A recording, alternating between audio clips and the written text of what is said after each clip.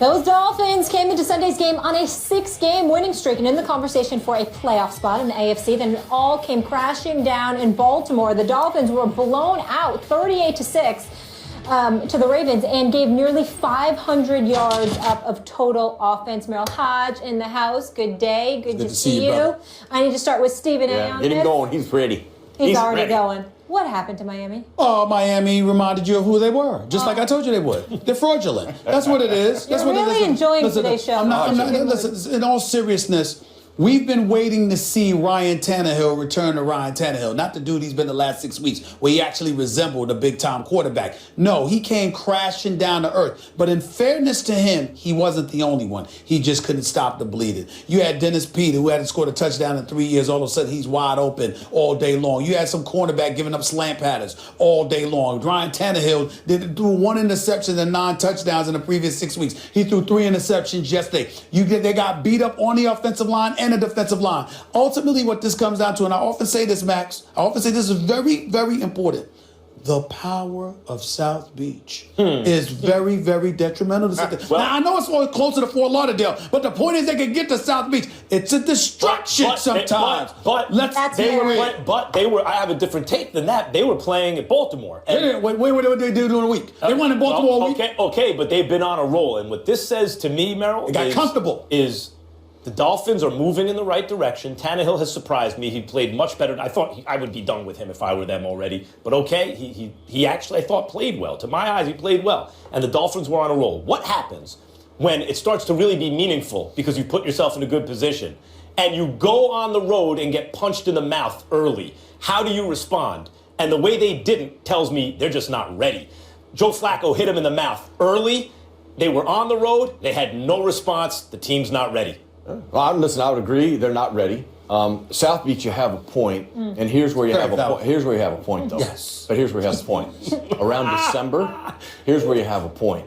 The people up north can't wait to get down to South Beach and Miami. It is no longer a home field advantage in December, where, like Pittsburgh, Baltimore, all those Northeast teams in December, that is a major advantage for them. It is not for the Miami Dolphins when you roll down into their territory. Now, I'm going to give you a chance to pick one name for the Miami Dolphins that's been the most talked about player other than Tannehill. Jay Ajayi. Right, okay.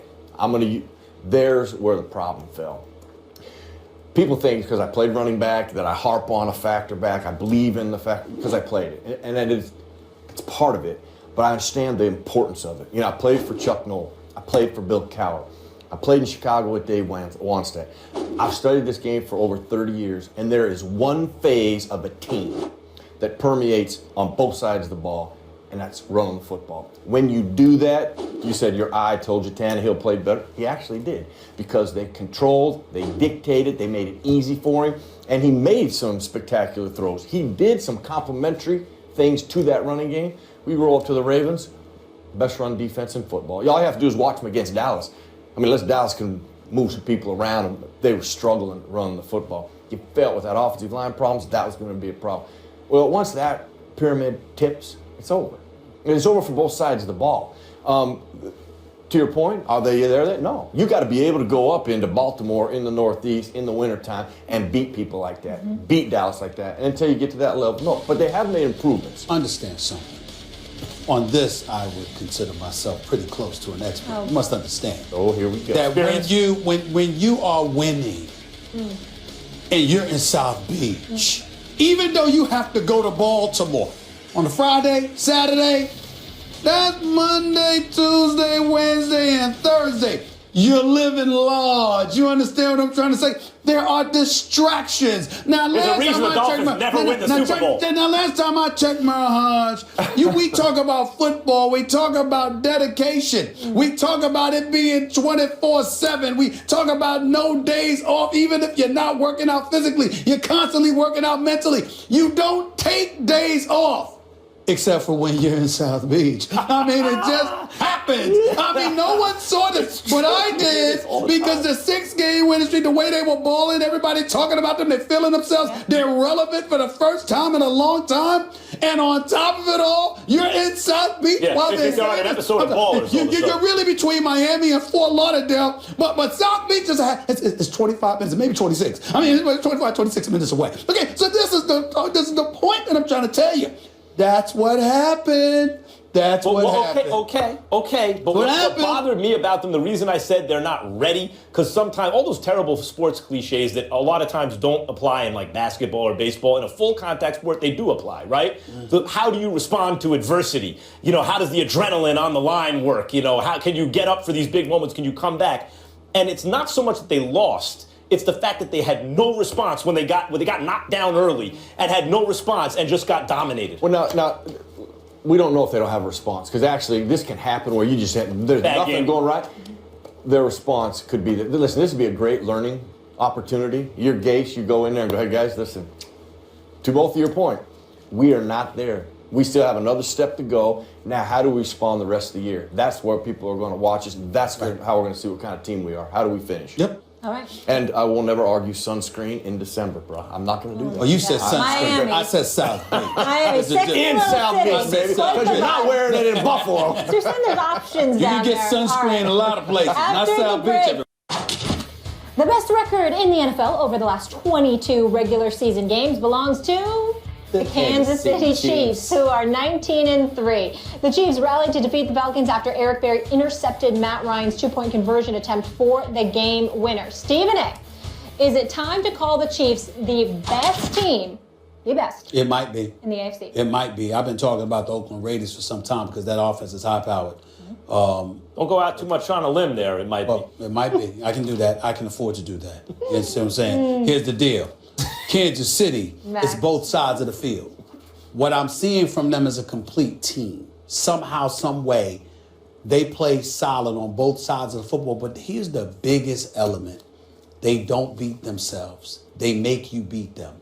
There are times when you can legitimately argue that the Raiders put you in a position to beat them because they beat themselves with some of their mistakes. You can say the same thing about the Steelers. You can say the same thing about the Ravens. You can say the same thing about the Broncos. You can say, of course, you can say anything about anybody in the AFC South. All right? To a lesser degree about New England, of course. Kansas City is right there. I could never pick Alex Smith over Tom Brady on his best day. I just can't do it.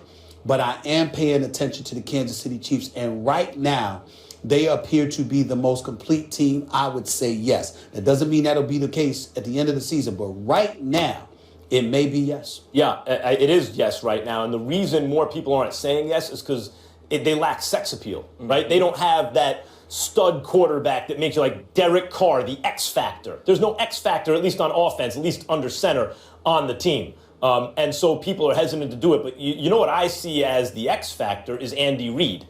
I mean, Andy Reid is like Marty Schottenheimer plus. You know, a lot of criticism about Andy Reid when you got him. Oh, where are the Super Bowls? And then you don't got him. And Right. How you doing, Philadelphia? Right. I mean, when he took over Kansas City, that was a bum squad, bums. And in 1 year, they got 11 wins. And they, 9 wins, 11 wins. I mean, wherever he goes. And then Andy Reid teams also advance in the playoffs. So that's what, they don't have the guy at quarterback that makes people want to pick them. They're not the sexy pick, but it's an Andy Reid team. It's extremely well coached, both sides of the ball. And at this moment, they are the best team in the conference. When you watch the games of the Kansas City Chiefs, because we talked about Oakland, they win games very much like Oakland. I mean, you think back to the San Diego Chargers in week 1, you go Carolina Panthers.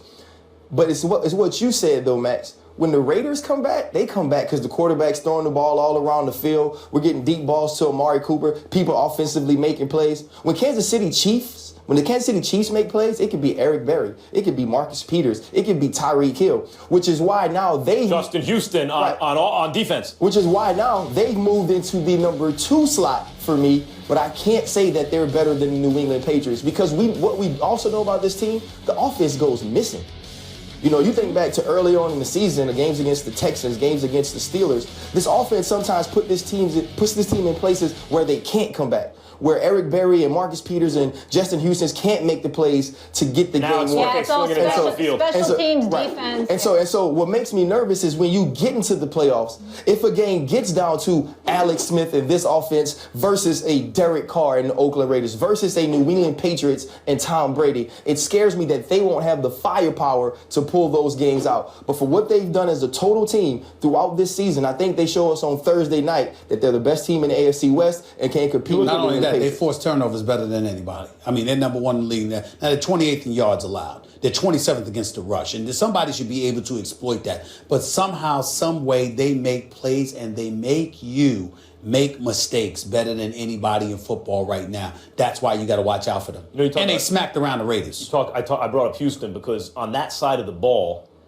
how many guys are better at at rushing the passer in the NFL? We saw that in prime time. First in the game back NFL, against Denver. Right? Even when you account for all the games he's missed, the only guy has more sacks than him over that time period, over his career, it's J.J. Watt and Von Miller. And it's not that many more, and the dudes missed 10, 11 games more than those guys. They have weapons on both sides of the ball, but they missed the stud quarterback. This Thursday, when they go up against the Raiders at Arrowhead Stadium, that ain't about them. No matter what happens with Kansas City, they already smacked the Raiders around once. This game is going to tell us a lot about the Raiders. You're undefeated, you winning games on the road or whatever. We about to find out about. Still want to get rid of Thursday night football? And Arrowhead is so tough. Here's the toughest thing. That's a terrible place to play a football game. All right. When we were as good as we were, when we were winning Super Bowls, we were going 12-4, and 12 wins seemed like for sure coming into many seasons, we would go down to Kansas City and get our butts whipped. Why is it? Because it's so loud? I don't know if it's loud, if the red is ugly. I don't know if the fans are too close. That team is different there. That defense has always been different there. And you talk to many people, when you smell that barbecue, when you're pulling up into the parking lot, you know you're in for a long day. And so this is going to be exciting for me because that offense, Oakland's offense, has to go in there and make plays. And I think Kansas City shows that they're the cream of the crop in the AFC West on Thursday. We shall see. It's going to be good. Ryan, thank you so much for being with us. Thank We you, will guys. see you on NFL Live. I can't wait for this last take. What is it? Last take? Final take. Oh, man. Please tweet us after #Final Take. We want your commentary. Final take. Listen, you started off, right? I will allow you to critique me. I'll be doing most of them, but my man here is going to do some as well. But you know what? I will allow you to critique me. I usually don't,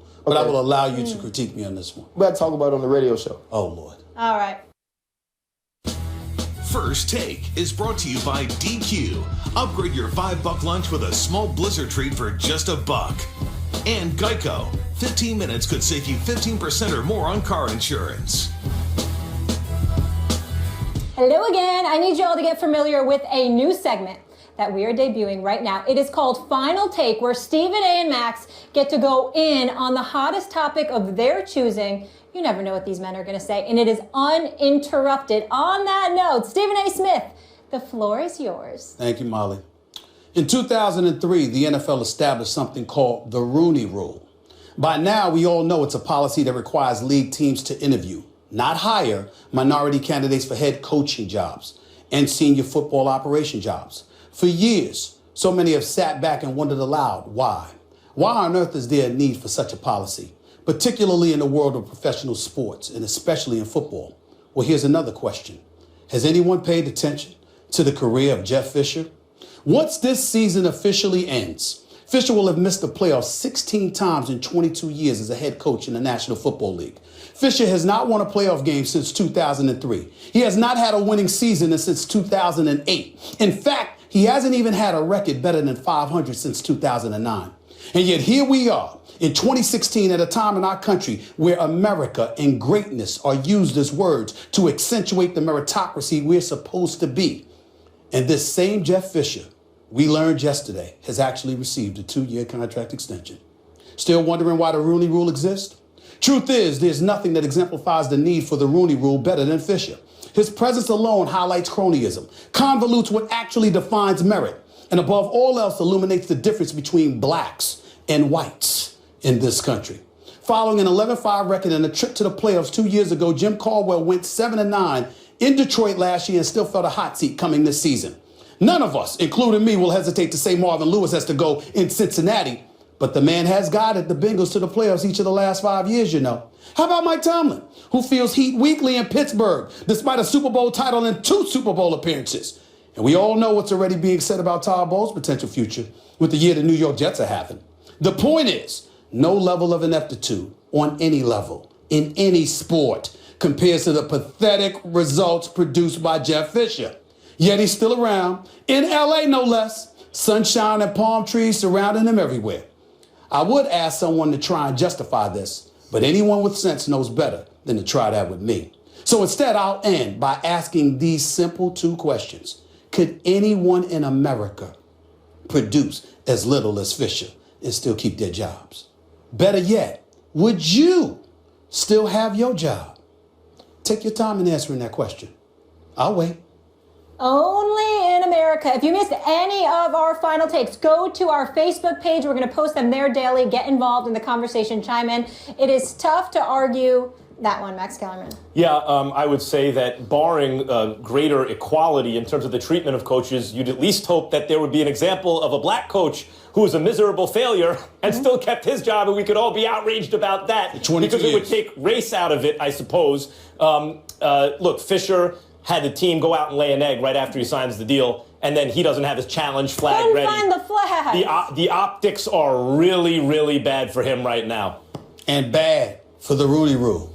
No question. Final take. I love it. We'll see you all tomorrow, and we'll have another one for you. Enjoy the game.